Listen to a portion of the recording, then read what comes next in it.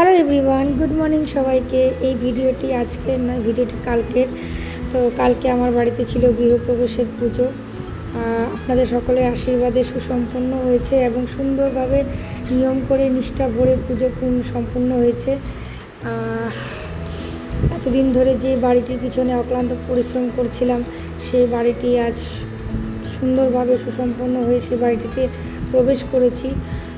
কিন্তু আমার কাছে এখনও সেই পুরো ভিডিও ক্লিপ বা ফটো নেই, যার জন্য আমি পুরোটা আপলোড করতে পারছি না। আসলে আমি ক্যামেরাম্যানকে ডেকেছিলাম, সে এখনও ফটো আপলোড করতে পারেনি, কারণ তার এখনও কাজ চলছে, 2-4 দিন সময় লাগবে বলছে। তো আগামী 1-2 দিনের মধ্যে আমার সেই সম্পূর্ণ ভিডিও চলে আসবে। তো যাই হোক, আপনাদের আশীর্বাদে আমার নতুন ঘর সুন্দরভাবে পুজো হয়ে আমরা সেখানে শিফট করছি একটু একটু করে। সবাই এসেছিল সকাল থেকে, তারাও ছিল, প্রচুর বাজার ছিল কালকে সকালবেলায়। আগে ফল বাজার, ফুল বাজার, দশকর্মার 2-4টে জিনিস বাকি ছিল।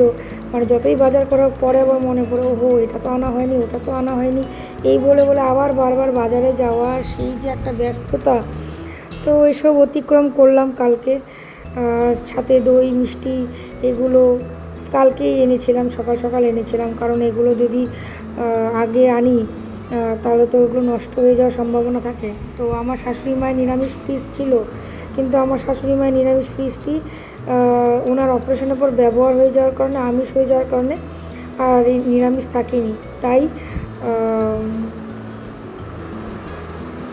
শুনুন,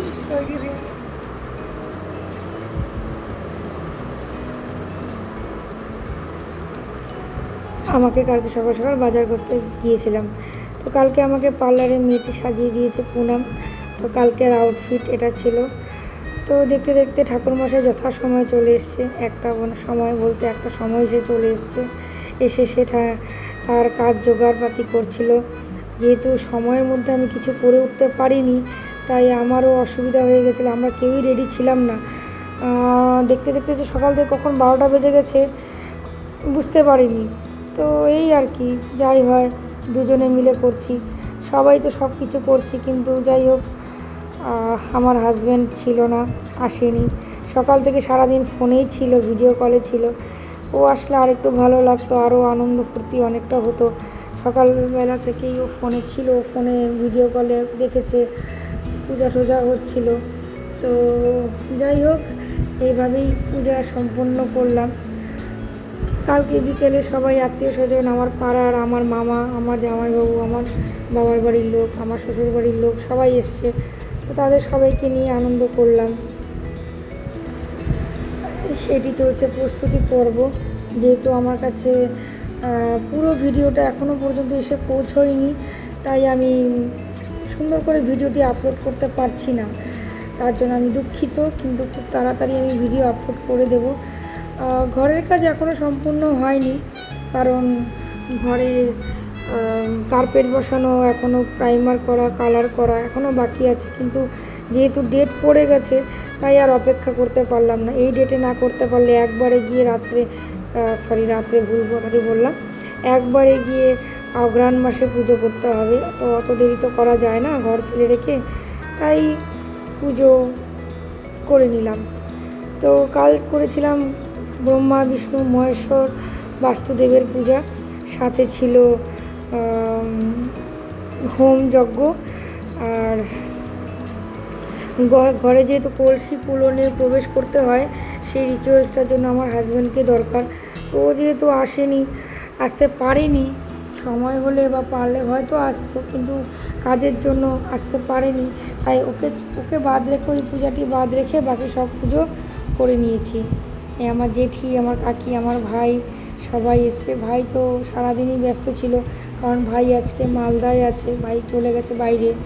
তো দিনের শেষে, পুজো শেষে কিছু ফটোশ্যুটও করেছিলাম।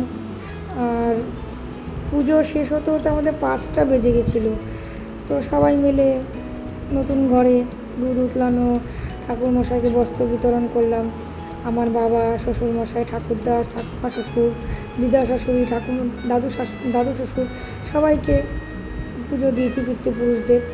তো এইভাবেই আপনাদের আশীর্বাদে আমার কালকে গৃহপ্রবেশটি সুসম্পন্ন হয়েছে। আশীর্বাদ করবেন আগামী দিনগুলো যেন ভালোভাবে কাটাতে পারি, সবার আশীর্বাদই কাম্য। আমি খুব তাড়াতাড়ি বড় ভিডিও নিয়ে, আসল ব্লগসগুলো নিয়ে আমি খুব তাড়াতাড়ি আপনাদের সাথে দেখা করব। ততদিন আপনারা আমার সাথে থাকুন, দেখতে থাকুন আমার চ্যানেলটিকে লাইক, কমেন্ট, শেয়ার, সাবস্ক্রাইব করার অনুরোধ রইল। আর ইনি হলেন আমার মামা, আমার নিজের মামা, আমার বড় দাদুর সন্তান আমার মামা।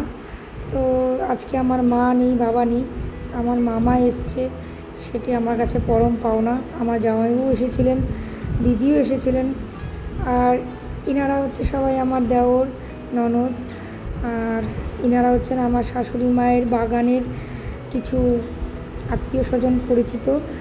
তো ওনারাও এসছেন, পুনাম, তার ছেলে এবং তার মেয়েও এসছে। আর বিকেলে বসেছে, বাড়ির আত্মীয় স্বজন এক জায়গায় থাকলে যা হয় আড্ডা, আসর, তো হাসি মজা এভাবেই বিকালটা কেটেছে। বেশ আনন্দ করেছি বিকালবেলা, তো ফ্যামিলিতে সবাই মিলে আড্ডা দিয়েছি, আনন্দ করেছি। কিন্তু আসল ভিড় হয়েছিল রাত্রে। আমার বাবার বাড়ি পাড়ার থেকে সবাই রাত্রে এসেছিল, কিন্তু দুঃখের বিষয় ততক্ষণ আর ক্যামেরাম্যান থাকিনি। আর আমিও শরীরে এতটুকু জোর ছিল না যে ক্যামেরা নিয়ে নিয়ে ঘুরে আমি ক্যামেরাম্যান করব। তো যাই হোক, যতটুকু পেরেছি ততটুকু ক্লিপস নিয়েছি। এ হলো আমার ননদ, যে ননদ কম বলবো, আমার বোনই বলবো। আমার বোন যে সব সময় চঞ্চল, কিন্তু খুব হাসি খুশি, খুব ভালো লাগে। সব ভাইদের নিয়ে, বোনদের নিয়ে, শাশুড়ি মাকে নিয়ে কালকে দিনটি আনন্দেই কাটলো। তবে মানতে হবে যে আমার শাশুড়ি মা সত্যিই কালকে অনেকটা সাপোর্ট দিয়েছে। ওনার যেহেতু অপারেশন হয়েছে, কোমরটা ভাঙা, তার মধ্যে থেকেও উনি যতটা পেরেছেন আমাকে সাহায্য করেছেন। সত্যি কালকের দিনটা অনেকটাই হেক্টিক ছিল এবং আনন্দময়ও ছিল। শুধু একটাই খারাপ লাগা, আমার হাজব্যান্ড আমার কাছে ছিল না, থাকলে পূজা আরও সুসম্পন্ন হতো, সমস্ত পূজাটাই করে ফেলতে পারতাম। তো যাই হোক, দেখা হবে পরের ভিডিওতে।